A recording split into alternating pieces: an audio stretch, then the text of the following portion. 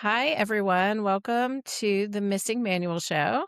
I'm Julia here with Jenny, or JCK, as you all know and love. And as you may have noticed, we missed a week again last week. Life is lifing. I am still in Florida, different backgrounds. My dad had open heart surgery, and I was doing family stuff and being there for him. So my life's been a lot lately, but that's okay. We're still finding time for the things that can help fill my cup outside of family time. Absolutely. Absolutely. Well, it's so good to see your face.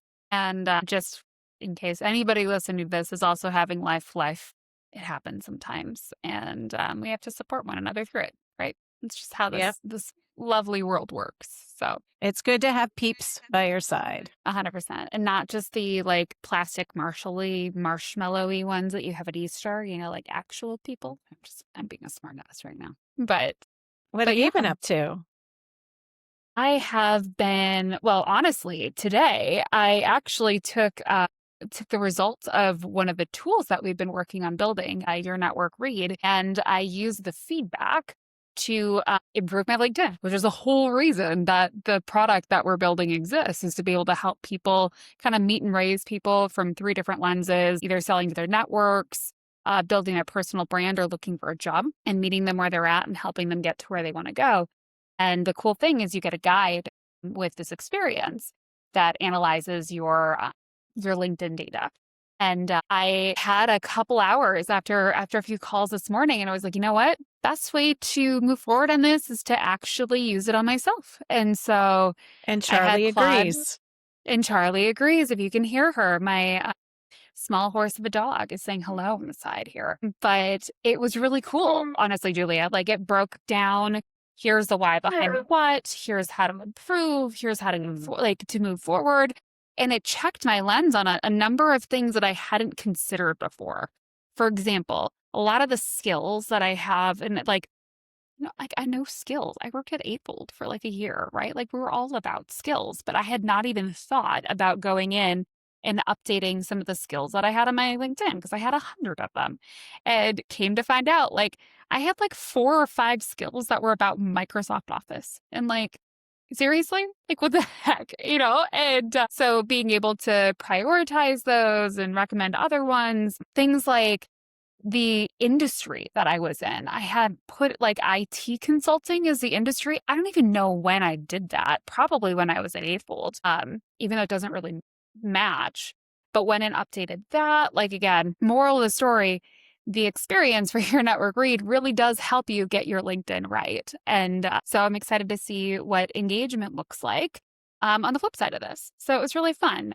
And outside of that, I have been working on continuing to build out White Rock Road and building some bespoke agentic experiences, which have been really fun working with a couple customers and helping them identify the problems that are keeping them up at night and how we can reverse engineer those into an agentic build to help them get whatever it is, right? So it's been a good time. It's been a good time. Yeah, I've spent a little time still listening to some podcasts, other podcasts, and then trying to spend a little time on your network read in revamping the site and getting it ready to launch out into the world. So I'm excited to spend some time now that my dad's a little more settled over the next couple of weeks, hopefully less than couple of weeks, but getting everything ready to go. Because the product is where it needs to be for testing, which is really exciting. And Yeah. it is ready to go. And as I shared today, like it's adding value for people. So we're excited to kind of bring it out into the world. But again, this is an area, right? Like I've been a part of bringing products to life on the vendor side with the releases, with the everything. But this is my first time doing, like it's just us. We don't have a marketing team. We are learning on the fly and learning how to get all of this right. So it's been fun. It's definitely been an opportunity to build skills, back to that skills piece. And all in all, it's just been a good time. So And I love that we're just taking a risk and not being scared of the what ifs or thinking necessarily about the why nots. yes, yes. Well, and I am a big fan of Sweet Magnolias on Netflix. And one of the things, their most recent season just came out, season 5. highly recommend it. But one of the things they were talking about is like when like we have a choice to focus on what could go right, but naturally we focus on what could go wrong. And it can dramatically shape our lens for how we approach things. And just thought that was the most important reminder, especially as all of this is starting to get up and running, is what if it went right? Yeah. What if we were successful? What if we experienced this time and time again in our own careers? You don't get the blueprint by staying still. You glean the blueprint for getting it right by candidly getting it wrong and figuring out what worked, what didn't, what do we change, and moving forward. And so, I think you bring up a really great point, and I think about years ago when I was in graduate school, I worked with job seekers that in our counseling center at Georgia State, and I got to do workshops with people, and one of the exercises I did was having someone go through their day starting with, "I have to." Like, I have to set the alarm for 6 AM, I have to wake up, I have to brush my teeth, I have to, and, like, the negative connotation with that, like, I have to, and then would have them reframe it to, I choose to. Mhm. And I really do think, like what you said, right? Your perspective on these things can really help change everything, right? If you get to choose to do something and you want to do something, that just makes the world of difference. It really does. It really does. Speaking of, I forgot to share, but speaking of job seekers, one of the other things that I've been working on, so I build agentic experiences typically for the corporate world, right? And I was showing Julia one of these experiences, and I was like, I think this can be applied to job seekers. And was in the process of being able to do that and like apply it to the job seeker side. And I was again thinking through the how could this go right, how could this go wrong type piece. I was like, essentially, I was trying to have the tool I was building help the user figure out what their version of good was, and it dawned on me that, like, that's not the right place for this to happen. What would be smarter is if I built the right prompt, and then the user could click it, take it into their own LLM that kinda knows them, and be able to work through this.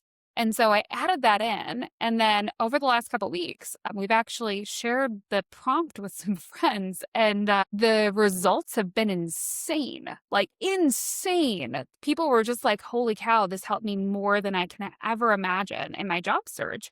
Because really, what it was doing is it was helping to interview that human and help them define what good looked like, but also what does bad look like, and being able to establish almost those guardrails. And that's what we call like a step zero. And so after I fixed my LinkedIn with the help of your network read, I uh, I actually posted that exact prompt and posted it on LinkedIn. It's in two parts, but excited to get that out there and hopefully it can help other job seekers. I've tried it with entry level people, with mid level people, with the restaurant industry, with HR leader. Like there's a crazy cross section of people.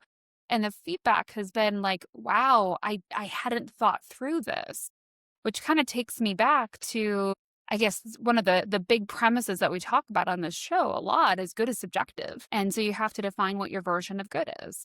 And in a job search, defining what your version of good is what is the right type of role for you. And sometimes we don't always know what the right role is for us, but we can often know what it's not, right? But being able to collect those dots so that we can connect them, important piece in being able to find that right thing. So that was And it's free. and it's free because I am not going to, yeah, this is for job seekers.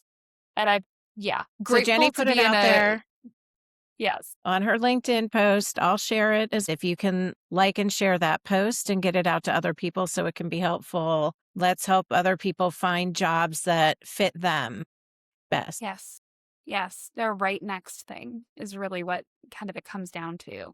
And this could also be like if you're in a role and you're just not happy, going through this exercise, it's just a prompt. It's going to interview you on like what works, what doesn't, what would you change type thing. And it also helps you define maybe what's incongruent in your current state in your role today, which is an important piece at all as well.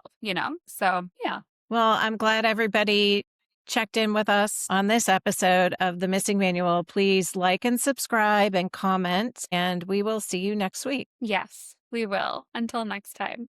Bye, everyone.